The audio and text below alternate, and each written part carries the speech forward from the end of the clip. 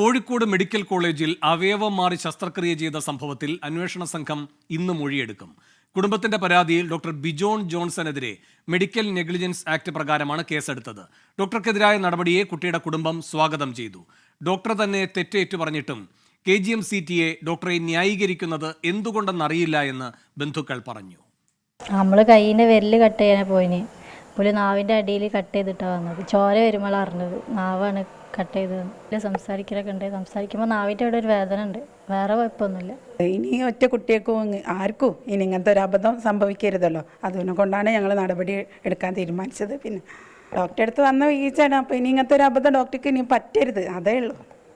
എൻ്റെ അടുത്ത് വന്ന വീഴ്ചയാണ്, ഇവരെ സമ്മതം ഇല്ലാതെ ഞാൻ ചെയ്തു പോയതാണെന്നൊക്കെ പറഞ്ഞ് സാറ് ഞങ്ങൾക്ക് എഴുതി തന്നിട്ടുണ്ട്. സമീർ സി മുഹമ്മദ് കൂടുതൽ വിവരങ്ങളുമായി ചേരുന്നു. സമീർ, ഈ ഡോക്ടറെ രക്ഷിക്കാനുള്ള സമ്മർദ്ദ ശ്രമങ്ങൾ നടക്കുകയാണോ? എങ്ങനെയാണ് അന്വേഷണത്തിന്റെ പുരോഗതി?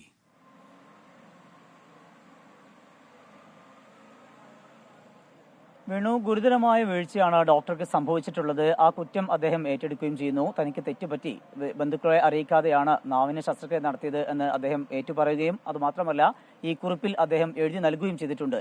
എന്നിട്ടും ഒരു വിഭാഗം ഡോക്ടർമാർ ഈ ഡോക്ടർക്ക് തെറ്റുപറ്റിയിട്ടില്ല എന്നും അതൊരു സ്വാഭാവിക നടപടി എന്ന രീതിയിൽ അതിനെ വ്യാഖ്യാനിക്കുകയും ചെയ്യുന്നു. ആ വിഷയത്തിലാണ് കുടുംബത്തിന്റെ പ്രതികരണം കൂടി വരുന്നത്. ഇത്തരത്തിൽ ഈ ഡോക്ടർ തന്നെ കുറ്റം ഏറ്റുപറഞ്ഞിട്ടും എന്തുകൊണ്ടാണ് ഒരു വിഭാഗം ഡോക്ടർമാർ ഈ വ്യക്തിയെ ന്യായീകരിക്കുന്നത് എന്ന് തങ്ങൾക്ക് മനസ്സിലാവുന്നില്ല എന്ന കാര്യമാണ് ഈ കുടുംബം പറയുന്നത്.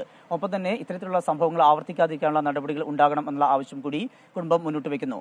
ഒപ്പം തന്നെയാണ് ഇതുമായി ബന്ധപ്പെട്ട നടപടിയിലേക്ക്, പോലീസിന്റെ നടപടിയിലേക്ക് കൂടി ഇപ്പോൾ കടന്നിരിക്കുന്നത്. ഇന്നലെ രാത്രിയോടുകൂടി തന്നെ ഇവിടെ മൊഴി രേഖപ്പെടുത്തുകയും ഈ ഡോക്ടർക്കെതിരെ മെഡിക്കൽ നെഗ്ലിജൻസ് ആക്ടിലെ IPC 336, IPC 337 വകുപ്പുകൾ പ്രകാരം കേസ് രജിസ്റ്റർ ചെയ്യുകയും ചെയ്തിട്ടുണ്ട്. ഇതിന്റെ തുടർ നടപടിയുടെ ഭാഗമായിക്കൊണ്ടാണ് ഡോക്ടറെ വൈകാതെ തന്നെ ചോദ്യം ചെയ്യും എന്ന കാര്യം കൂടി അന്വേഷണ സംഘം വ്യക്തമാക്കുന്നത്.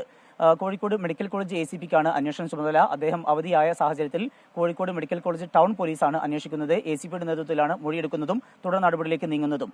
ഇന്ന് ഉച്ചവരെ മറ്റൊരു കേസുമായി ബന്ധപ്പെട്ട് ടൗൺ ACP കോടതിയിലാണ്. അതിന്റെ പശ്ചാത്തലത്തിൽ ഇന്ന് ഉച്ചവരെ മറ്റ് നടപടിയിലേക്ക് നീങ്ങില്ല. അതിനുശേഷമായിരിക്കും മെഡിക്കൽ കോളേജിൽ എത്തുന്നതും തുടർന്ന് ഈ കുട്ടിയെ ചികിത്സ നടത്തിയിട്ടുള്ള മുഴുവൻ രേഖകളും ശേഖരിക്കും. അത് ശേഖരിച്ച ശേഷം മെഡിക്കൽ ബോർഡിന് നൽകും. തുടർന്നായിരിക്കും ഈ ഡോക്ടറെ ചോദ്യം ചെയ്യുന്നതുൾപ്പെടെയുള്ള നടപടിയിലേക്ക് നീങ്ങുക. എന്തായാലും ഇതുമായി ബന്ധപ്പെട്ട് ഡോക്ടർക്ക് ആരോഗ്യവകുപ്പിന്റെ ഭാഗത്തുനിന്ന് അതുമായി ബന്ധപ്പെട്ട നടപടികൾ ആരംഭിച്ചിട്ടുണ്ട്. ഇന്നലെ തന്നെ സസ്പെൻഷൻ ഓർഡർ ഇറങ്ങിയിരുന്നു. കൂടാതെ പോലീസിന്റെ നടപടികളും ആരംഭിച്ചിട്ടുണ്ട്. എന്തായാലും ഗുരുതരമായ വീഴ്ച തന്നെയാണ് ഉണ്ടായിട്ടുള്ളത്. ആ സംഭവങ്ങൾ ആവർത്തിക്കാതിരിക്കാനുള്ള നടപടികൾ ഉണ്ടാകണമെന്നുള്ള ആവശ്യമാണ് കുടുംബം മുന്നോട്ട് വയ്ക്കുന്നത്.